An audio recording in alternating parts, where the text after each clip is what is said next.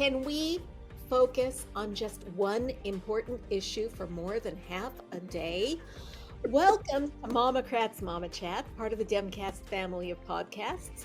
I'm Donna Schwartz-Mills with Kara Lee and Eliza Worthington of crooksandliars.com. And, the weekend comes and goes, and I forget everything I was all riled up about last week and riled up about new things this week, but there were things we needed to talk about last week. And Some things happened. So there's a reason why we usually do this on Fridays and not Mondays, but sometimes Friday gets away from us, and that's what happened on Friday. And it's so good to see oh no, it wasn't just you, Carol. You had stuff, I had stuff. Yeah. It was hard. Yeah. Sometimes Friday is just hard, and one of the beautiful things about podcasting is it's up to us. We're flexible. Yep. If something really crazy happened tomorrow, like Trump got arrested, we'd go right on the air, right? After you guys wrote about it. We would champagne on camera. And I was just going to say, after we did a jig, and yeah. Well, he's partly there. He's been found in contempt today, so that's something. Yeah. Big. Yeah. And a $10,000 a day fine until he turns over the documents that Tish James wants. Yep. Yay. Thank you, Tish James. Yeah, yes, somebody holding somebody accountable. Because, I've had a bad day today. But I did watch a little bit of Nicole Wallace's show, and the first half hour, all I did was get angry and angrier that nobody has been held accountable yet. Yep. For January 6th. I know. It's true. It is. I'm not as angry because the stuff that's coming out tells me that somebody will be held accountable, that there will be accountability. It's just that it's not happened yet. And you still have that drumbeat going on about, the midterms are coming and our messaging is bad. And that's my segue into what we wanted to focus on Friday, was that a star was born last week. Yes. With a Michigan state senator named Mallory McMorrow, who was the brunt of a Republican colleague's fundraising email where she was falsely charged with being a groomer and a pedophile. For fundraising purposes. For fundraising. Targeted. She wasn't, She was. And so for those of you who missed that speech, which I find hard to believe that anybody missed that speech, but here it is. Thank you, Mr. President. I didn't expect to wake up yesterday to the news that the senator from the 22nd district had overnight accused me by name of grooming and sexualizing children in an email fundraising for herself. So I sat on it for a while wondering why me. And then I realized, because I am the biggest threat to your hollow, hateful scheme. Because you can't claim that you are targeting marginalized kids in the name of, quote, parental rights if another parent is standing up to say no. So then what? Then you dehumanize and marginalize me. You say that I'm one of them. You say she's a groomer. She supports pedophilia. She wants children to believe that they were responsible for slavery and to feel bad about themselves because they're white. Well, here's a little bit of background about who I really am. Growing up, my family was very active in our church. I sang in the choir. My mom taught CCD. One day, our priest called a meeting with my mom and told her that she was not living up to the church's expectations and that she was disappointing. My mom asked why. Among other reasons, she was told it was because she was divorced and because the priest didn't see her at Mass every Sunday. So where was my mom on Sundays? She was at the soup kitchen with me. My mom taught me at a very young age that Christianity and faith was about being part of a community, about recognizing our privilege and blessings and doing what we can to be of service to others, especially people who are marginalized, targeted, and who had less, often unfairly. I learned that service was far more important than performative nonsense like being seen in the same pew every Sunday or writing Christian in your Twitter bio and using that as a shield to target and marginalize already marginalized people. I also stand on the shoulders of people like Father Ted Hesburgh, the longtime president of the University of Notre Dame, who was active in the civil rights movement, who recognized his power and privilege as a white man, a faith leader, and the head of an influential and well-respected institution, and who saw Black people in this country being targeted and discriminated against and beaten, and reached out to lock arms with Dr. Martin Luther King Jr. when he was alive, when it was unpopular and risky, and marching alongside them to say, "We've got you," to offer protection and service and allyship to try to right the wrongs and fix injustice in the world. So who am I? I am a straight, white, Christian, married, suburban mom who knows that the very notion that learning about slavery or redlining or systemic racism somehow means that children are being taught to feel bad or hate themselves because they are white is absolute nonsense. No child alive today is responsible for slavery. No one in this room is responsible for slavery. But each and every single one of us bears responsibility for writing the next chapter of history. Each and every single one of us decides what happens next and how we respond to history and the world around us. We are not responsible for the past. We also cannot change the past. We can't pretend that it didn't happen or deny people their very right to exist. I am a straight, white, Christian, married, suburban mom. I want my daughter to know that she is loved, supported, and seen for whoever she becomes. I want her to be curious, empathetic, and kind. People who are different are not the reason that our roads are in bad shape after decades of disinvestment, or that healthcare costs are too high, or that teachers are leaving the profession. I want every child in this state to feel seen, heard, and supported, not marginalized and targeted because they are not straight, white, and Christian. We cannot let hateful people tell you otherwise, to scapegoat and deflect from the fact that they are not doing anything to fix the real issues that impact people's lives. And I know that hate will only win if people like me stand by and let it happen. So I want to be very clear right now. Call me whatever you want. I hope you brought in a few dollars. I hope it made you sleep good last night. I know who I am. I know what faith and service means and what it calls for in this moment. We will not let hate win. So, yay, yes, yay for her. She was awesome. And the speech was so good. I know that was a long clip, but I didn't want to cut any of that. You needed build up. Yeah. Yeah, I mean, all of it was great. It was, if every one of our Democrats were like she was, we would win. We would win resoundingly because she just took it right to the mat. I mean, people want to feel like they're being fought for. Yeah. And that's what she did. She said, listen, this straight, white, Christian woman is here to tell you that no child should be marginalized and no child should feel threatened.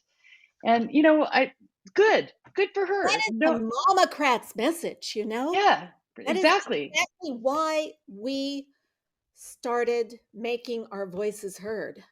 Yeah, because we didn't want our kids to be marginalized and we didn't want them to die because they didn't have health care. And, you know, I mean, there's lots of reasons. A war in Iraq. Right. An unnecessary war that shouldn't have happened. Exactly. Well, Afghanistan too, for that matter, but that's Afghanistan, when they first went in, you know, Afghanistan shouldn't have lasted 20 years. Nope. There was a reason when they first went in. But anyway, back to McMorrow. She was amazing, and her generation. I mean, she's 35, so she's the new generation of Democrat, and Yes. they are not here to put up with or be collegial, Yep.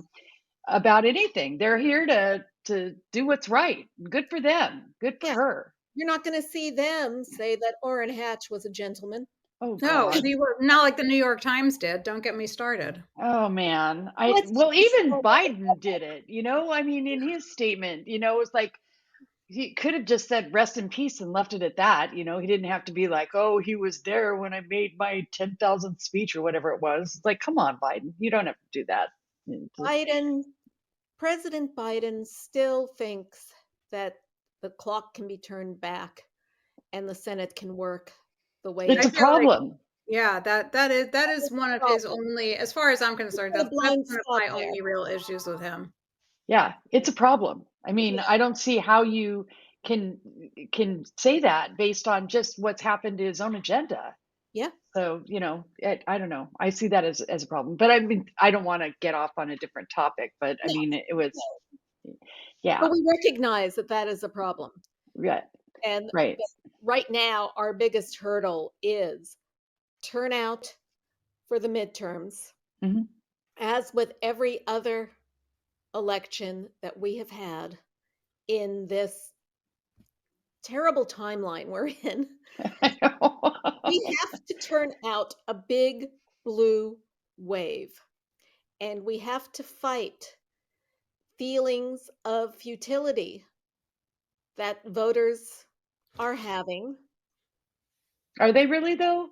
I feel like this is a narrative that media wants to push on us, right? The Democrats are depressed and that they're not coming out and blah, blah, blah. And I don't think that's true. I mean, I feel like that, I watched really carefully what happened or what was going on in the media with regard to the French elections. Yes. And let's talk about that.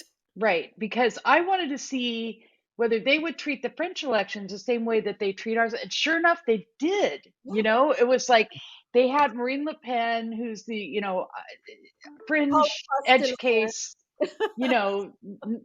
fascist type.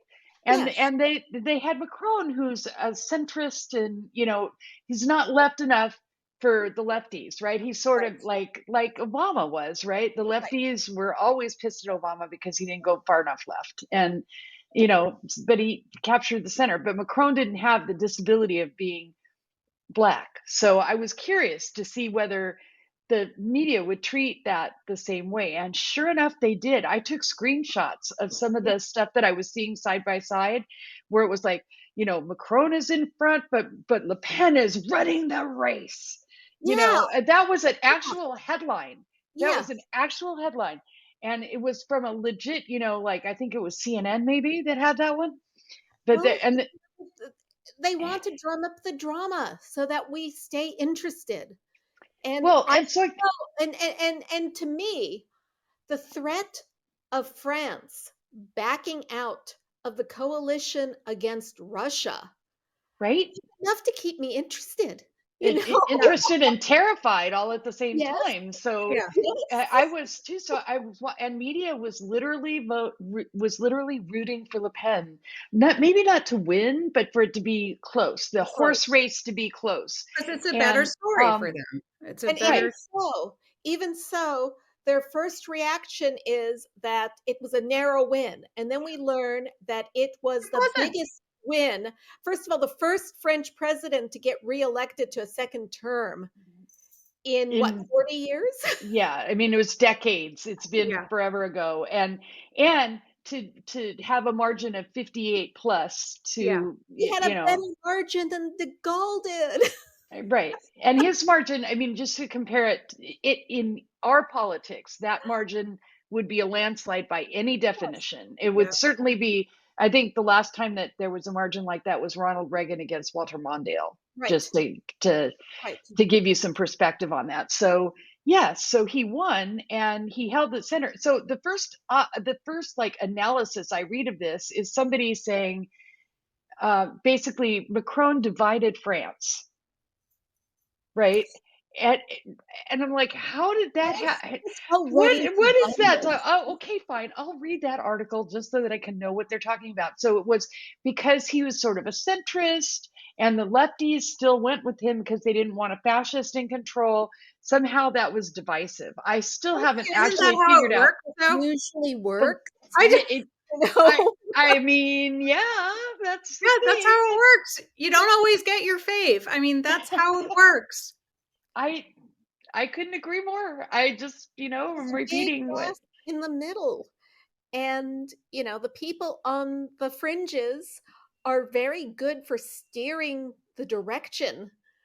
But, most people are middle of the road.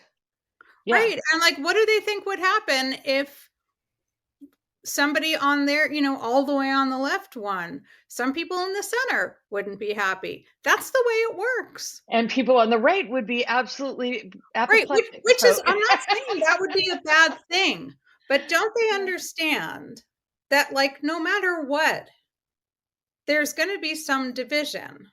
well, we understand that, but Like, we they needed understand a that, but story. people They on the needed an extremes are like, angle. it's Right. either my way or the highway, and Right. anything else is division. And it's such a fucked up framing. Well, the yeah. I thing mean, is that but that's it's it not is. uniform. There's no uniformity. Yeah. It's Uniformity is what Putin's got, mhm. because he wins Right. by Because you 99%. die otherwise, or you get Right. arrested Yeah, vote otherwise. against him and you go to Right. jail or Right. Yeah. worse. So, it's this framing just really drove me crazy. That's why I mention it, because it was like, wait a second, Macron basically got almost 60% of the voters to go his way. How is that possibly divisive? I mean, that's not It's a divisive. solid win. That's a Yeah, comfortable win. Yes. absolutely. And, I wish that we would have a win like that. So, but going back to my original point, I think there's a media narrative that's taken hold that Democrats are depressed, that they're not going to come out, they're not going to vote in the midterms. And Yeah. I worry about that, not because I think Democrats won't turn out, but because I think they will. And then what we'll have is Democrats stealing elections again, right? Because But they we're were depressed, they weren't coming out, and the we polls, don't. yeah, I mean, but that's what I feel like is they're trying to set us up for, is that. So all I can say is, you have to actually ignore what the media is doing right now in terms of your own, your own activism, I Mhm. guess, within, and just really support, like we've been talking about the Senate candidates and everything else, because the Republican primaries, you guys, I don't know if you're paying any attention, but they're whack. They're I mean, bonkers. The Kemp and Purdue debate, what's right? happening in Ohio, and And you saw also that in Michigan, I saw this on Saturday, the Republicans held their state convention, their nominating convention, and there were Republicans, longtime Republicans, walking out because it Wow. was so whack. They couldn't believe, they're like, I'm ashamed to be part of this. Can I say something though, in terms of the media narrative, that Yeah. like to tag on to what you were saying, or maybe just confirming what you were saying. But in terms of like not letting what the media is doing affect, don't go by that, but don't let it affect your enthusiasm either. Like, Right. stay Right. enthusiastic, because and stay proactive, because the only thing that will help us win is actively, physically getting people to the polls. Yeah. Right. That is the only thing. And to stay enthusiastic, you have to pay attention to not you can't pay attention to the media and stay enthusiastic, because their goal is to dampen depress it. votes and to Right. dampen your enthusiasm. Mhm. So in order to stay enthusiastic, you have to do things like follow people who, literally who understand and list and tout Mhm. the accomplishments of this administration. And there are great Twitter accounts, there are great Instagram accounts, there are great activists who are going to these to keep you fired up there. There's these guys that we've been promoting a lot, the Good Liars. They give me a lot of hope and they get me amped up. These two guys that go to Trump rallies and literally speak to these idiots and talk them down from their nonsense. If they can. Sometimes they can. Sometimes they can. Sometimes you really see them breaking those neural pathways. Yeah. With these Trump voters. It's remarkable. And saying, oh, like you see them stumping them. Right. And it is the kind of thing that really fires me up. And you got to follow people who will say, yeah, man, I'm going to make some phone calls. I am sending postcards. I'm going to offer to drive people. I'm going to do what, because we are period not going to win unless we get Democrats to the polls. The end. Yeah. Right. And no, I agree with you. That matters. And so if your enthusiasm is waning, turn off the news, period. Yeah. Yeah. Because the news is not there to help us right now. No, but do listen it's not. to us. Do listen to do get our yeah, well, we're not news. We're analysts and we're activists. Commentaries. We're enthusiasts and we're fans of democracy, which I don't think the media is. They're not. Honestly, the media is a corporate business. They're fans of profit. Yes, they're fans of profit. And I would say that individuals inside the media are probably fans of democracy, but they're also are fans of getting that scoop or that good story or whatever and having access to do it. But there are very few that have reached the level where they're able to actually say what they want and what they think, like Jim Acosta or Joy Reid, and and they can, but for the most part, the reporters, or the ones who were entrenched, a lot of the ones who were entrenched, like Chuck Todd and Andrea Mitchell and Joe Scarborough and like all these assholes, I don't think they're particularly, they don't hate democracy. Well, I think they think they're fans of democracy. In fact, I would argue that they are arrogantly, not only think that they're fans of democracy, but that they defend it. But they don't. I mean, they would argue, well, both sides. We present both sides. We let you figure out, and that's bullshit. And that was their journalistic training. That's what that's what we were taught in journalism school. No, but was it? And it, yes, it was. That you were to learn, that you were to present, any side, no matter how valid or invalid.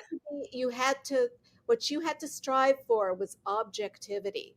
But the environment, the political environment in 1974, when I was taking journalism classes, has changed. Those rules don't work anymore, and they haven't for about 20 years. Yeah. Right, because you don't have people questioning reality. It's gotten worse and worse. And to that end, social media hasn't been helpful because everybody can kind of shape their own silo and see what they want to see and not hear anything that they don't want to hear. And, so it's a problem. I mean, it really is. I have to force myself to look at stuff or listen to stuff that I don't want to listen to and read stuff that I don't want to read. Just because you have to challenge yourself. You have to get in the mood.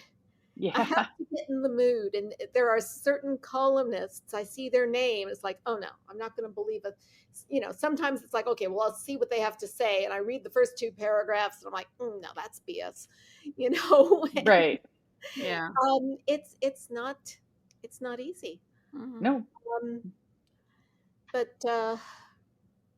it is what it is, I mean, I don't think we're going to change that, but we can change we can change the country. We can do that by not allowing a small group of people, smaller than you think, right, to make the most noise. So, Trumpers and their pals, they make a lot of noise, but they're really only 30% or so of the country. Right. Yeah. And you have to remember that. In the meantime, every day now we are getting new revelations. Oh my gosh, yes. Small group of people that stormed the Capitol and their masters in the White House. I mean, every day we get a new tidbit that's even more terrifying than the last one. Texts, recordings. Yeah. Yeah. And Yeah. So today was texts, but we more had Marcos texts. But last week was Kevin McCarthy recordings, and those were pretty, like, excuse me while my jaw dropped on the floor, because I have heard, so going back for a minute, because probably everybody who's watching this has already heard at least one of these recordings. But the thing that made my jaw drop on the floor was that the outright denial, the arrogance of that denial, right? Did you say these words? And he said, no, I never said such a thing. You guys, it's all fake news, blah, blah, blah. And then boom, there's the recording with those exact words on it. I mean, it's like, nailing your kid for lying to your face. I mean, it was just absolutely shocking. Like, I thought that he would have maybe slid a little, like, done a little dance. Well, I said that, but I really meant this. But no, he denied outright saying those words, and then there they are in the tape. Yeah, and it's like, okay, so now what do you do? So unambiguous. There's no. I mean, I had to say that was to ask Trump to resign before the second impeachment. Yeah, just invoking the 25th Amendment, which we don't have enough details on what happened with that. We don't. What else? There was something else. Oh, the fact that McCarthy said it was something about Pence. Pence pardoning Trump. Pence pardoning preemptively. Him, right. So if he resigns, then we don't want to have a discussion. We don't about want Pence that. We don't want to talk about that. Yeah. So, I mean, there's like a lot there that we don't even know yet, but what we do, I mean, that moment, I have to say, that moment when Rachel like dropped that recording, I was like, whoa, we don't have many moments like that, but here's one. That one was a really good one. And, looking at my social media timeline, everybody was riveted by that was a genuine scoop. That was a moment. That really was. It was, and I'm gonna miss her so much when she goes. I guess like starting in May, she goes back to once a week. Yeah, it's gonna be hard, but anyway. The Nun. I mean, Ali Velshi did a great job reporting from Ukraine, but it did the same. Nobody sets up a deep dive into what's going on the way Maddow does. Yeah. So if you haven't watched that segment, you can watch it on our site. You can watch it on YouTube. Please watch it, because it is a moment, and it's not the only one of those I think we're going to have.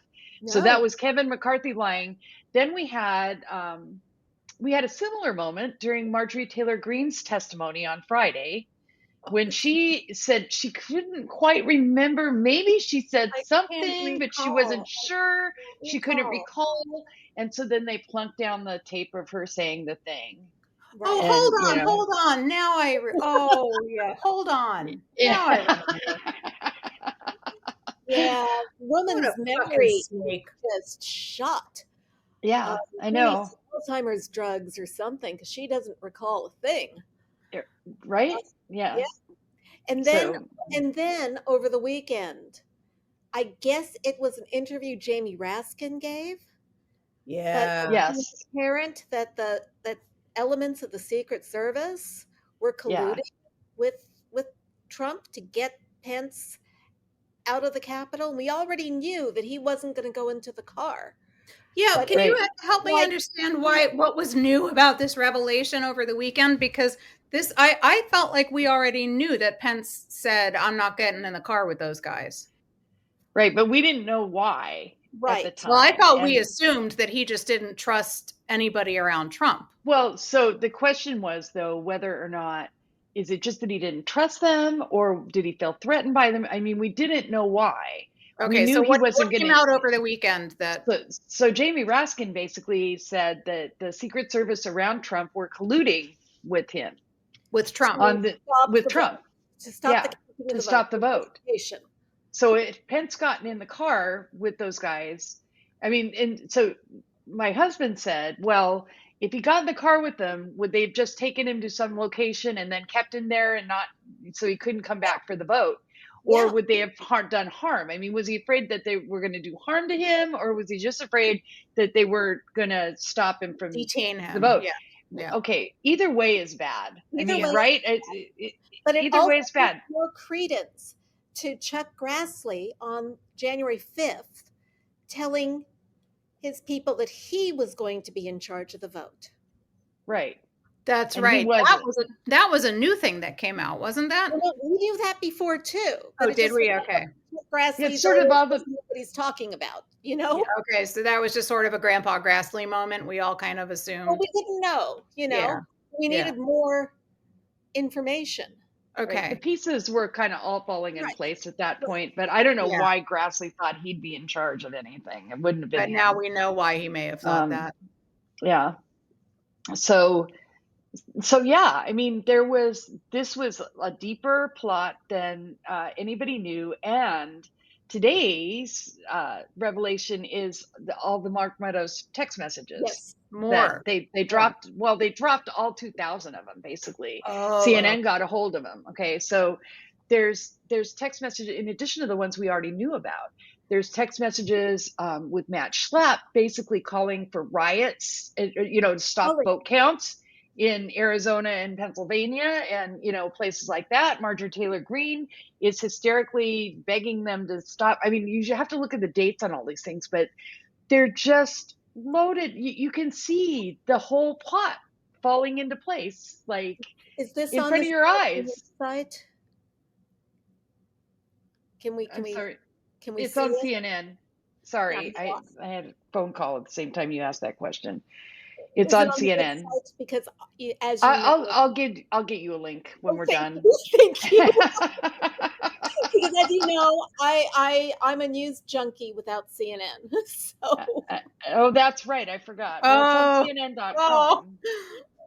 So anyway, we're at the halfway point, and I did something this week that I've been threatening to do for a long time. Oh boy. Uh-oh.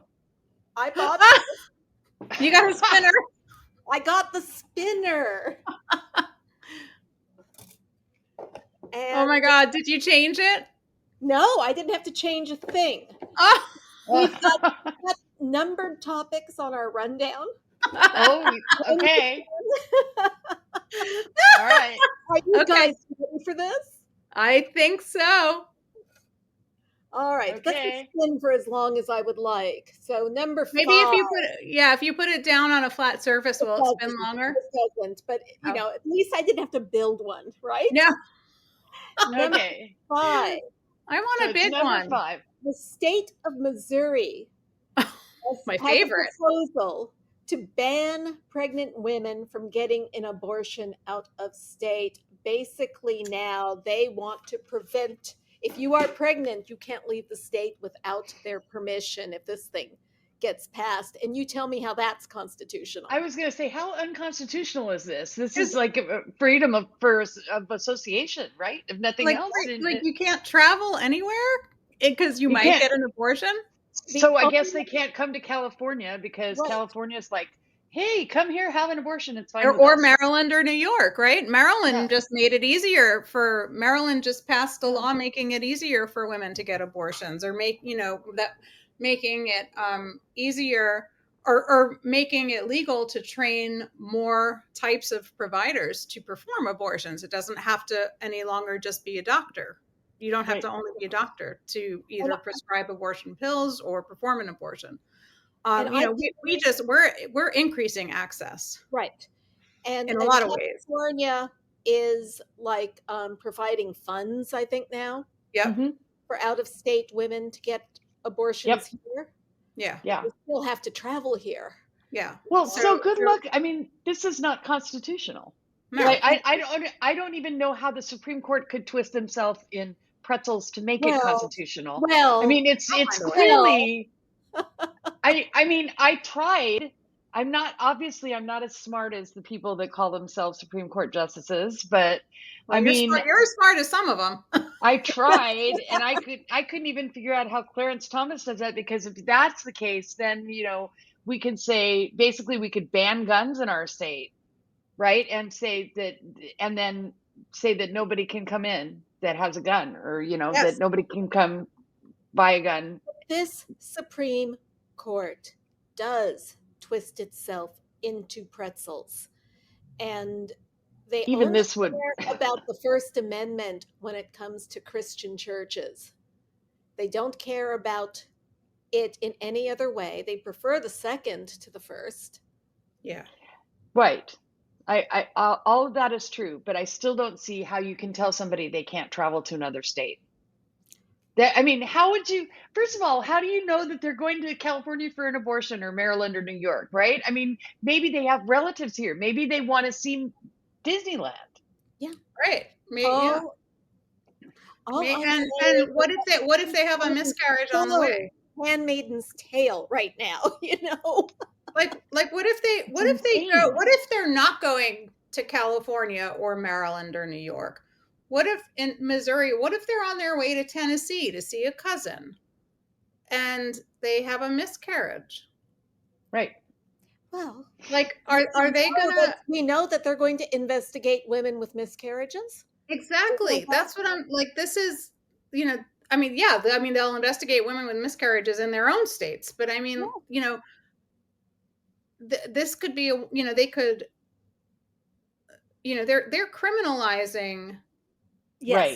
Right. That's the bottom line. They're criminalizing pregnant. They're almost criminalizing like pregnancy, like failed pregnancies. Failed pregnancies. Right. And it's just, I mean, I know that my first pregnancy, after Gareth and I were together, I got pregnant and I miscarried,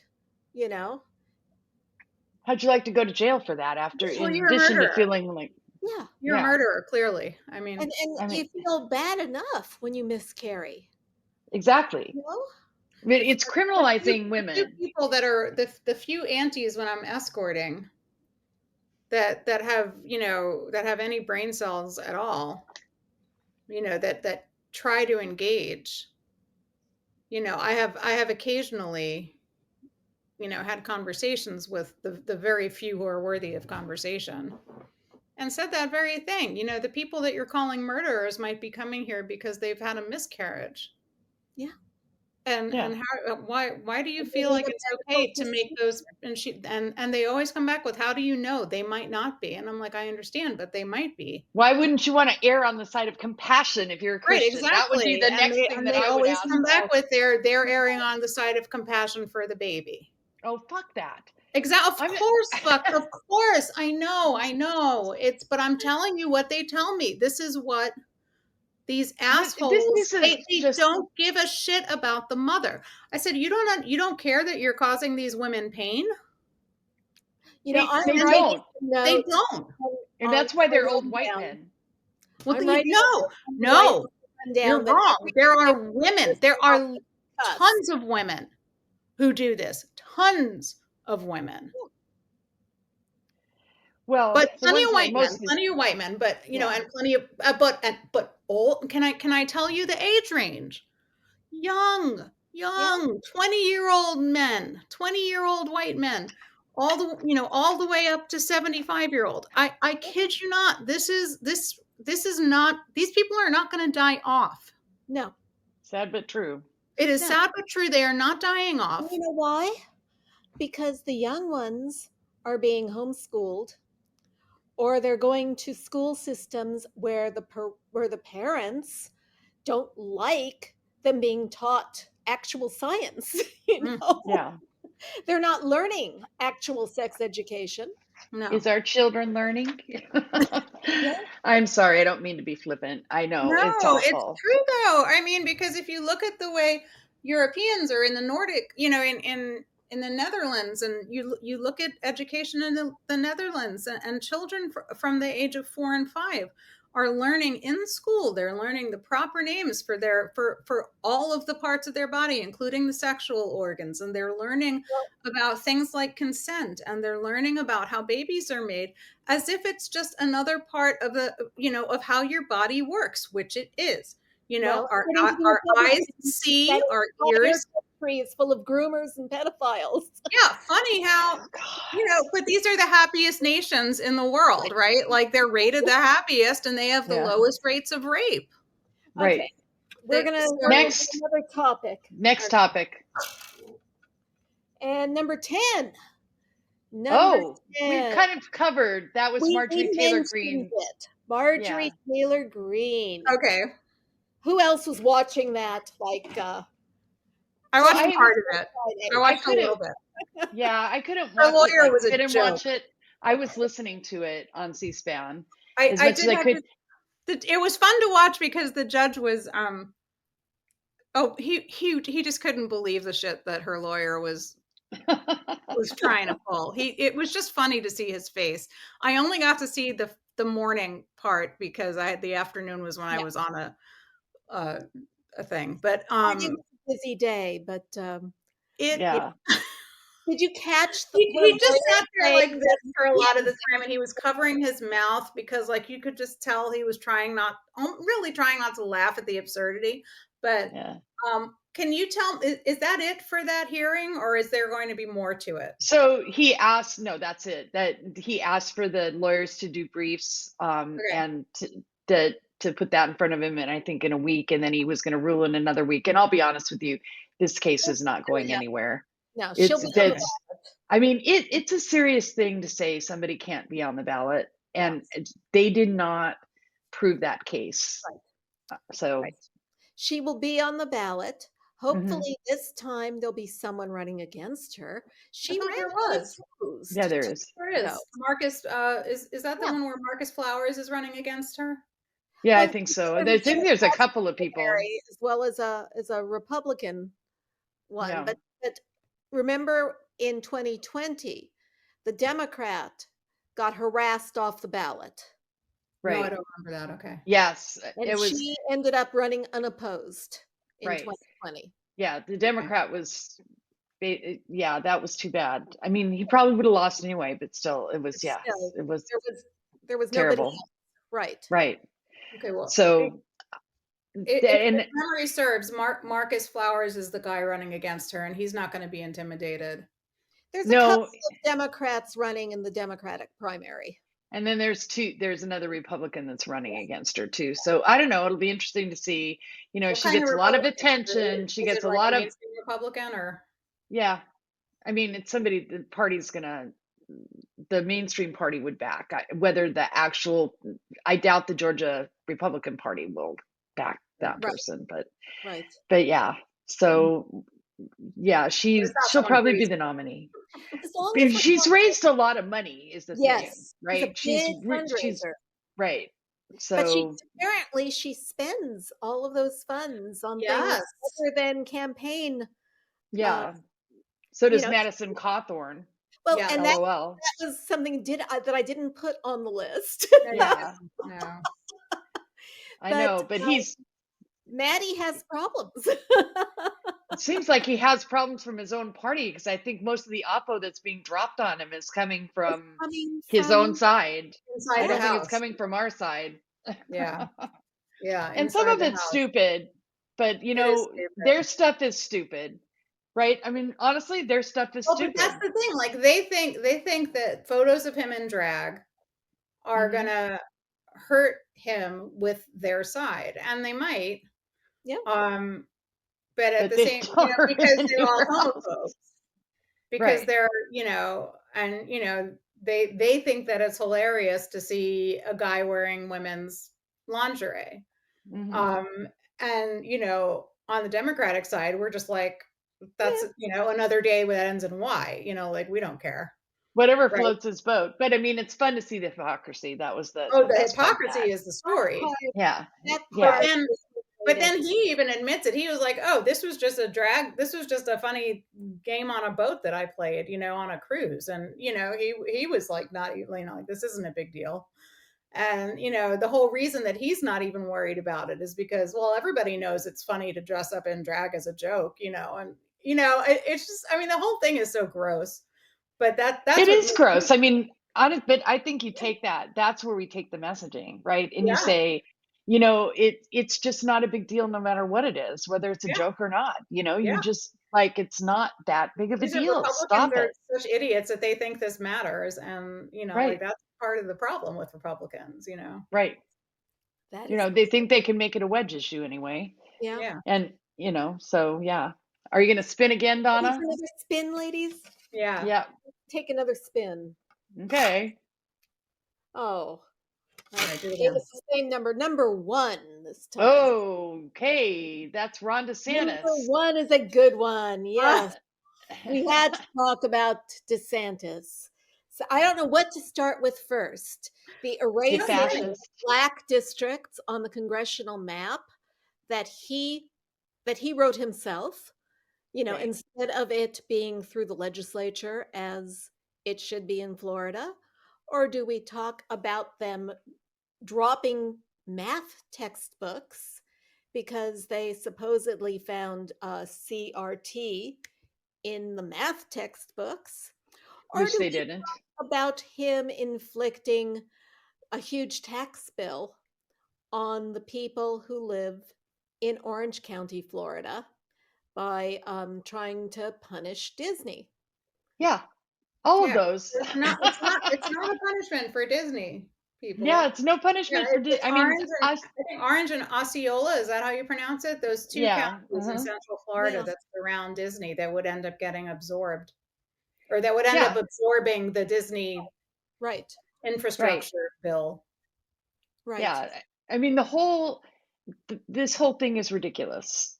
So on the one hand, I mean, he's trying to present it that he's inflicting all this pain on Disney, which in itself is a fascistic act. Stupid. Yes. Right. And stupid. I mean, it's basically imposing the will of the state on a private enterprise through. That doesn't sound conservative or Republican to me. And at all, does it?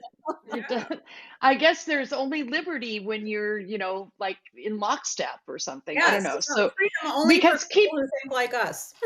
Keep in mind that Disney basically didn't do anything while the bill was being passed. No, they were terrible about it. And then they said, we don't like this bill very much after it was passed, after employees had a fit about it. Right. And then they said, okay, we won't give any donations to those guys that passed that thing, which is what they always do. It's not just Disney, corporations in general. They say, we're going to pause the donations on this thing, and then they turn around and wait until everything calms down, and then they give again. Yeah. Yes. So spare me that little bit of altruism. I just don't even bother. So because of this, then Ron DeSantis rise up, and he gets the legislature to revoke their special status. Doesn't that sound awful? Revoking their special status after 50 years, they've had this special status. And he's taking it away. In Orlando, Florida. And a bill that passed in 3 days. This was like lightning speed as far as legislation goes. Absolutely. Right. Like nobody even knew what it was. Hearings, no input, nothing. Right. Just boom. It's passed. It's done. Yeah. And then you look at it and you realize, so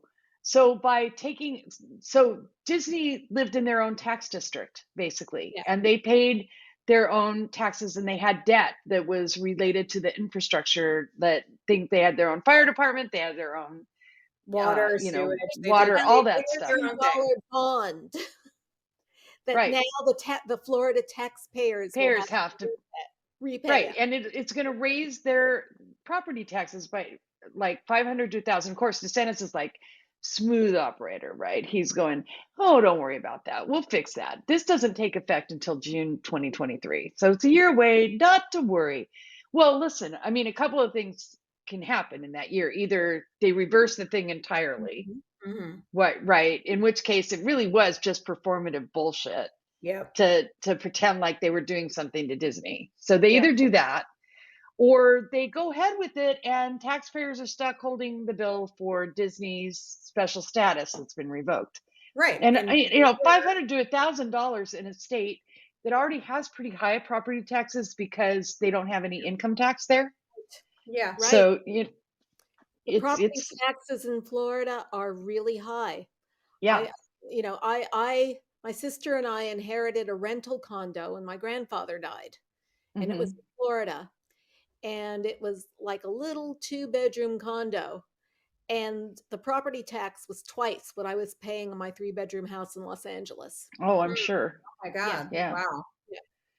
Because it's the same way in Texas, because they say, we don't have any income taxes, you can come here. And then if you want to buy a house, you plan on paying like twice what you pay in property taxes in the income tax state. It's crazy. Right. So nothing is free. It boggles my mind that people don't think that they're going to pay in some way for the services they get from the government. Only if you're a billionaire. Yeah. Right. Unless Speaking of billionaires, should we mention what's happening today with the billionaire? Yeah. We can't count on getting that to on having that come up on the spinner. Yeah. Right. So everybody's favorite billionaire, Elon Musk, of the penis rocket. With the penis, well, all rockets are penis rockets, but Bezos's is too, except it's blue. Okay. All right. Whatever. But the richest man in the world managed to get financing. What is it? 46 billion? 40. I thought 44 billion. Yeah. 44 billion to purchase Twitter outright. And the Twitter board of directors looks like they're accepting that bid. I saw something on Media Matters that said that Republicans in Congress sent the Twitter board of directors a threatening letter telling them that they had to pay attention to that bid and take it seriously or else. Wow. What? Yeah. I got to send you that link. Yeah. Find it again, because I saw that. What power do Republicans in Congress have right now? Well, they're planning to win the election, I understand that, but like this is the kind of thing that would galvanize people again. Yeah. I mean, again, if they take back the House, if they take back the Senate, these are the kinds of things that I would say to people who are, lukewarm on the concept of voting. All right, all that shit, you guys are so upset that we don't have results yet on January 6th. If you don't vote, then I can guarantee you any work that's been done on January 6th is going to go straight down the toilet. Like this is, the kind of perspective we have to. I'm sending you guys this link. Okay. And, let's see. Here we go. Can't remember what window y'all are in. Send it to us in the chat. Yeah. In the chat. In the chat.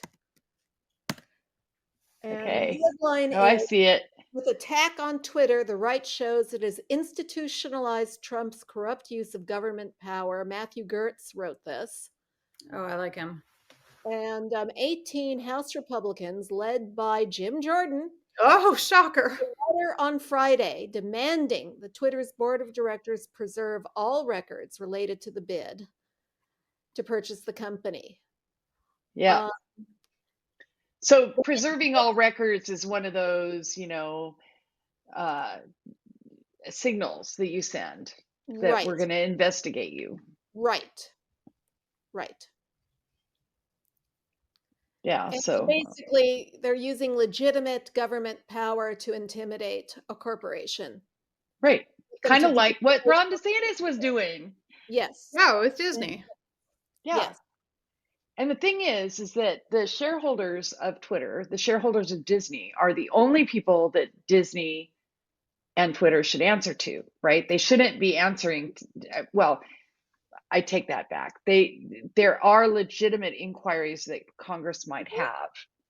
but it would be with regard to legislation, not with regard to their conduct. Just normal business. Yeah. Right. This It is would a be normal and business transaction. And exactly. it's nice when a corporation listens to its customers. Yeah. Not that. Well, And I its canceled employees.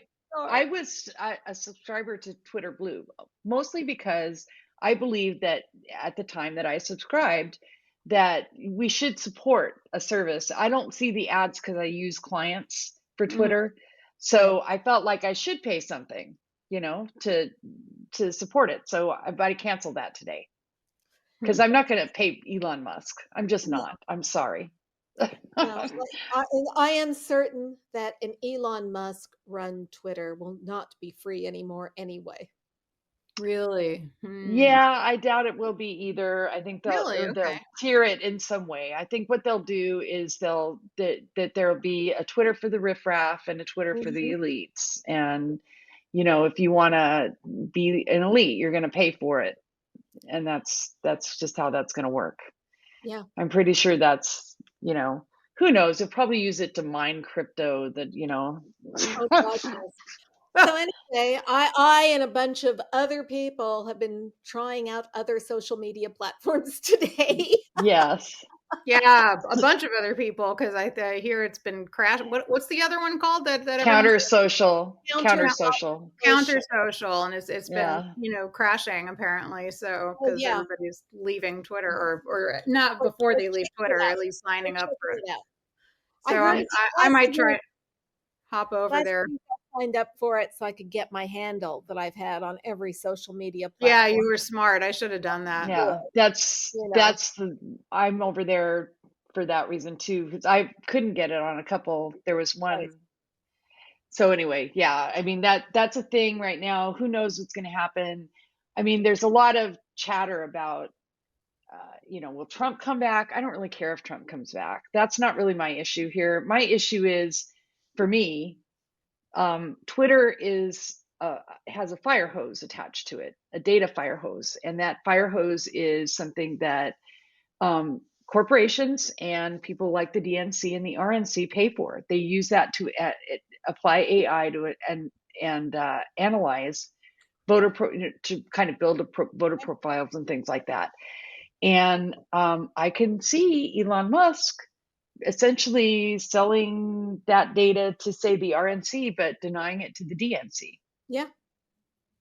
And, or, perverting it in some way. So that's what bothers me. I don't really care if he lets Twitter, Trump back on. I can block Trump. I don't care about that. Yeah. But I really do care that whatever I put in there is maybe going to be used for evil. Yeah. That's my problem. So, and I see a lot of people going, fight for Twitter, stand up, this is, and everything. I understand all that, but again, there's just a point where I'm like, well, I just don't see where I want to put in something that is going to be used for evil. So I don't know. The jury's out. We'll see. Yeah. We'll see what happens. I always kind of assumed stuff I was putting out there was going to be used for evil. Is it not already used for evil? Well, so I'm talking about literally sabotaging the DNC in order to benefit the RNC, right? Twitter today would sell data to anybody who pays for it. Okay. Elon Musk doesn't have to do that. See, he can just say, why not? Why does Twitter he's today not answerable to anything, because Twitter's a public company and they only are beholden to shareholders. Oh, I see. Okay. And Elon Musk will soon be the sole shareholder. Right. So he can just do whatever the fuck he wants. Yeah. Exactly. There you go. So if he wants to benefit the RNC, he can give them all the data for free and deny the DNC, and there's not a damn thing anybody can do about it. Yeah. He can use the algorithm to squelch our voices and raise theirs, and there's nothing anybody can do about it. Right. You mean like they're doing on Facebook? Yeah, exactly. So exactly how they're doing on Facebook. On Counter Social or wherever else people end up at. Yeah, we need to get Momocrats on there. Do we have Momocrats on Counter Social yet? We don't have a Momocrats account. We can create one. Yeah. That's probably a good idea. You guys, this hour, I know when we talked about doing it today, Elise is like, can we do it for 3 hours or so much? Yes. So much to talk about. But no, an hour is like all I have the energy for. Oh, I know. Okay. So on that note, you guys, See you join next us week. next week at our new location, mamacrats.buzzsprout.com, or visit our YouTube channel. Find us on your favorite podcast service such as iTunes, Google, and Amazon Music, and be sure to check our Facebook page for updates. And like us and subscribe, because we want to be liked. We need to be liked. Tweeting it out. We'll still be tweeting it out. This is Donna Schwartz-Mills saying goodbye for the Mamacrats. Goodbye, everybody. Bye. Bye-bye. Mama Chats, part of the Demcast family of podcasts.